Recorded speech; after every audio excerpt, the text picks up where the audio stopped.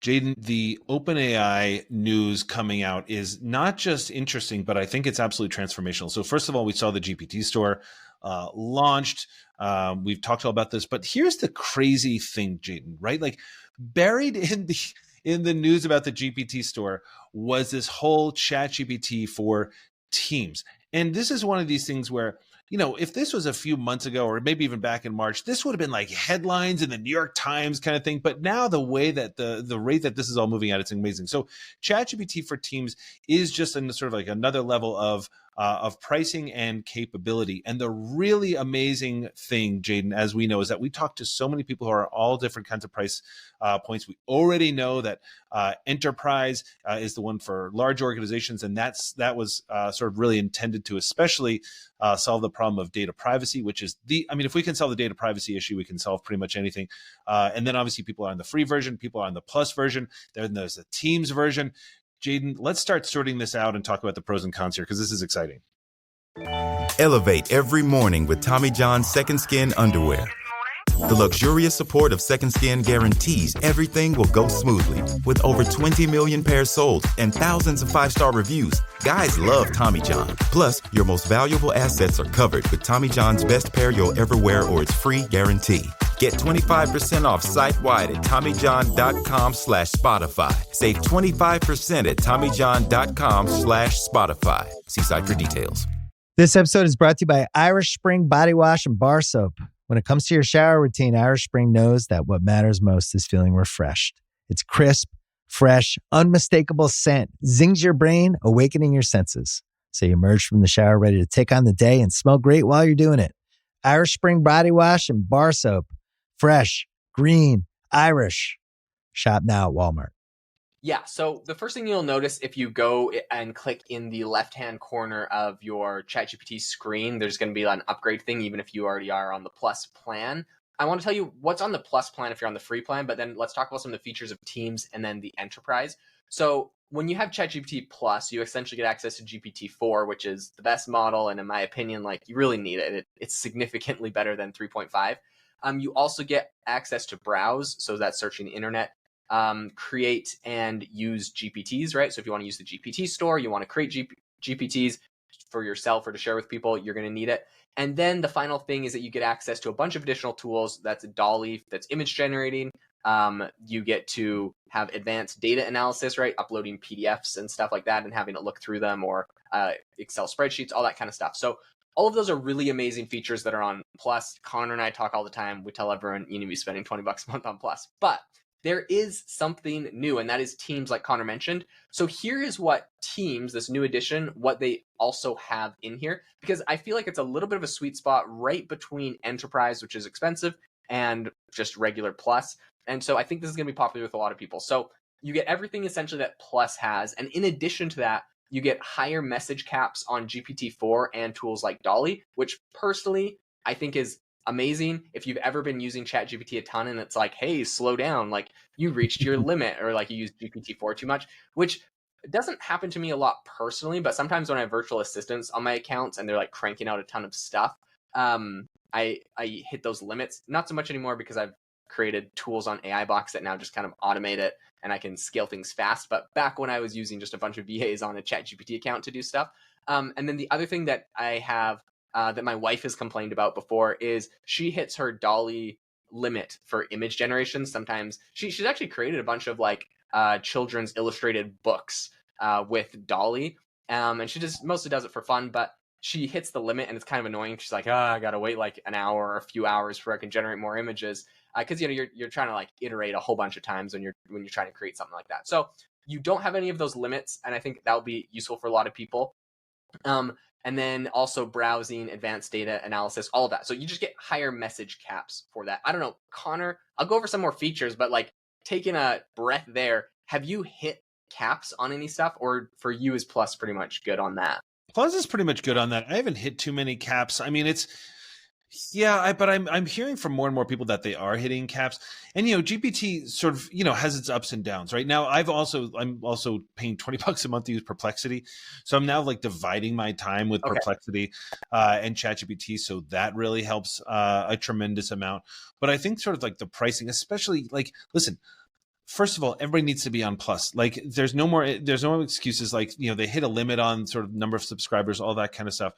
But with Teams, I think, the pricing is $30 a month. It's a bump of $10 a month. And it's, and I think it's $25 a month if you kind of sign up for the year or something like that. But even people on the early days of seeing this, enterprise just felt overwhelming, right? And I don't know exactly, Jane, I don't know if you have it up or not, but like there's a certain number of users, like under which you use Teams, over which you use the enterprise system. And of course, the enterprise, I want to kind of hear a little bit more about that, just in case that fits people better. But if you have like a small team, or even if you're just like a creator, like Jaden is, like I am, and you have a few people, this is a phenomenal thing to be able to share these tools. But Jaden, I want to kick it back to you to sort of like think about like how does it differ from like the enterprise model? And I also have some insight on that too. Okay. So I will say the one other thing that the Teams gives you is you have admin control for workspace management, which is really nice, right? So really this is built for your department or your organization. Maybe not like a full-on get ChatGPT for everyone in your entire company, but like you got it for everyone in your department or your smaller team, I think is kind of how I visualize this. But yeah, you have an admin console for your workspace, which, you get that up with similar kind of tools. And then, of course, the big thing a lot of people are interested in is no training on your data. So this is something that Plus, I believe, had at one point. I'm not sure if we've changed this recently, or maybe I was just misinformed because I was under the assumption that Plus didn't have training on your data. But now that is a feature of Teams, evidently they can use Plus users' data for training. I think, Jaden, I'm not sure if I'm right about this. I think is it right that you can toggle it off on your Plus account, sort of like so that doesn't train your data? Oh, yes, that's what it is. I think you can toggle it off. Okay, so Teams is just permanently toggled off. Now, when we compare that to Enterprise, they got a couple like key features, and I know Connor, you can dive more in depth, but here's a couple key features for Enterprise. You get everything from Teams, but you also get unlimited high-speed access to GPT and Dolly. So before you just had higher message caps, now you really get unlimited high-speed access and browsing, advanced data analysis, and everything else. You get expanded context windows for longer inputs, which is quite useful, right? You still kind of have limits on ChatGPT. I know they're trying to grow that, but like in reality, some models allow you to upload like an entire book. And so Enterprise is more in that direction where they have those longer expanded context windows. You have SAML single sign-on. You have, of course, no training on your data and custom data retention windows. You also have the admin controls, domain verification, and analytics, which I think a lot of people will be interested in the analytics from their organization, how their organization is using these tools, what they're using it for. So I think that'll be interesting. And then finally, you have priority support and ongoing account management, which not everyone needs, but it is really nice to have. And so I think on an enterprise level, people will be excited about that. Have you seen anything else? Yeah, I mean, look, those are phenomenal. It's even more than I thought. You kept on going on that. I'm like, wow, that I didn't realize that all that. But listen, Jaden and I absolutely love OpenAI. We love the offerings. I mean, ChatGPT came out last March. It was launched last March and it's still the most powerful thing, which is crazy. But the thing is, here's the biggest part, I think, for me is that so again, I go out and I like work with companies and I do trainings for teams and things like that. And it's incredible at how often the first thing that comes up is, well, we're not allowed to use it, right? Now, I've worked with, I've written a white paper on regulated industries, all that kind of stuff. Regulated industries are a little bit different. I don't want to sort of like go on a whole diatribe about like why companies need to allow their people to use it. And this is a trust issue. And what kind of organization are you if you're not trusting your people? You already trusted them with this code and all that kind of stuff before. And now you're not trusting them on this one. They can finally like use something extraordinary.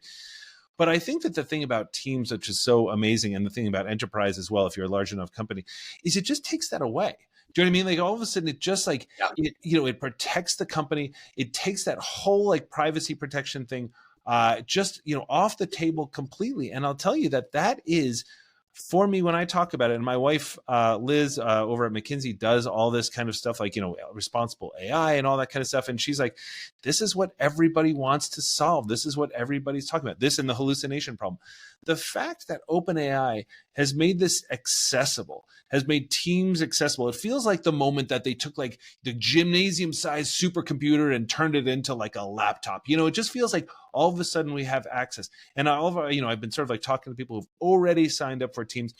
it's amazing. But Jaden, is that sort of like what you're hearing too? It's just like the privacy thing is maybe number one on this whole thing, you know? Yep, privacy. It's not training on your data. It speeds everything up.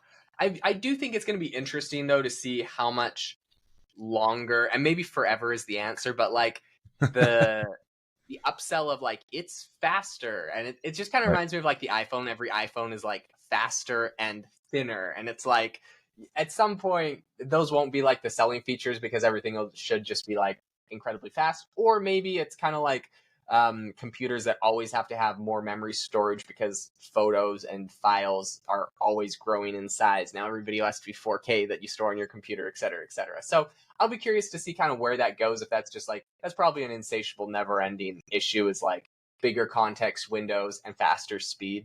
So it'll be interesting. And I do think we'll have some speed bumps once they add things like video into the mix. Oh, yeah. Now all of a sudden there's kind of like a whole realm of we're going back to like really, it's going to go back to like caveman days with video, and then it's going to get quite good in the future. So it'll be exciting to see how this all plays out, but really, really exciting that now we kind of have a lot of these features and a little bit more flexibility on how we build out our team on ChatGPT. Yeah, I mean, and listen, some of those problems that you're talking about are like, you know, those are those are OpenAI problems. You know what I mean? Like because really it's a cost problem, right? I mean, like they could have like a giant context window. It's just, you know, it's the cost. I mean, now look, yeah, it's $100 billion company, but still these things cost a ton of money. So is that on that front. The other thing that, you know, it's kind of the last thing for me on the Teams front is, again, when I go into places, so just to kind of give you a little kind of like behind the curtain thing, right? So if I'm like working with a giant healthcare company, for example, what I used to do, Jaden, when I used to do this back in like, you know, gosh, like 10 months ago or something like that, I would go into a company and they would say, hey, what are the best uses for healthcare? And what I used to do my research, and I'd sort of like pop out with like, oh, well, here's the 10 best use cases.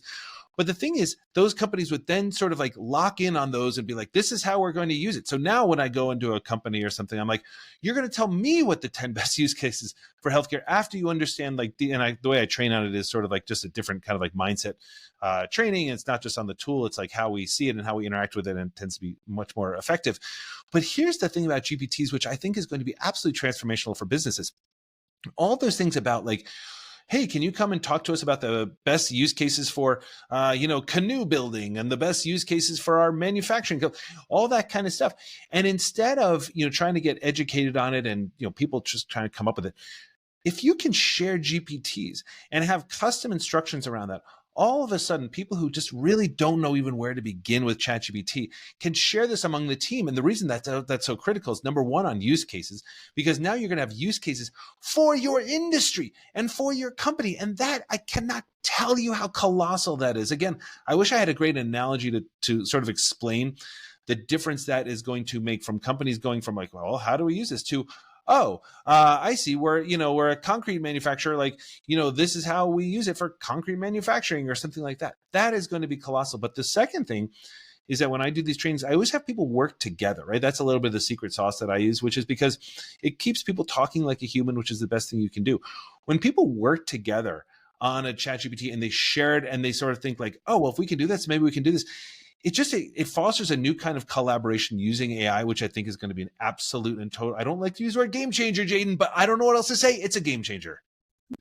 Have you heard about T-Mobile Home Internet Lite? Yes, Internet Lite. Someone actually thought making light internet was a good idea. What does Internet Lite mean? It means it's internet, but not full-on internet. It means when you hit your allotted data, you get throttled to dial up like speeds from the 90s. And that means you can be downloading a video game and boom, you get throttled. Nobody wants that. You want strong, fast, reliable internet. You want Xfinity. Learn more at xfinity.com/TMOFAX. This episode is brought to you by Etsy. So you need to get an amazing gift. Wait, no, the perfect gift. And it needs to say, I'm a thoughtful person, and I appreciate you, and I know exactly what you like, all at the same time. Well, Gift Mode on Etsy is here to take the stress out of gifting, so you can find the perfect item for anyone and any occasion. It's easy to find gifts made by independent sellers for all the people in your life, like the pickleballer, the jazz fan, or the pasta lover. From 90s nostalgia and mixology to reality TV and gaming, there's something for everyone on Etsy. Whether it's a birthday, an anniversary, a holiday, or even just a day to say thank you, Gift Mode on Etsy has you covered. Need to find the perfect gift? Don't panic. Try gift mode on Etsy now. I think it's going to be big. I'm super excited for how this all shakes out. Like you mentioned, this is a game changer, and this is some really big stuff happening. So really exciting to see how the industry moves in this direction. Thank you so much to the listeners for tuning in to this episode of AI Applied. If you got some value out of this, if you learned something new about ChatGPT Teams and Enterprise, and you're like, oh my gosh, this is a great little tidbit, it would mean the world to us if you could drop us a review on Apple or Spotify or wherever you listen to your podcasts. It helps this podcast reach new people. It means a lot to us. So yeah, if you wouldn't mind, we'd really appreciate it. But we hope that you all have an amazing rest of your day.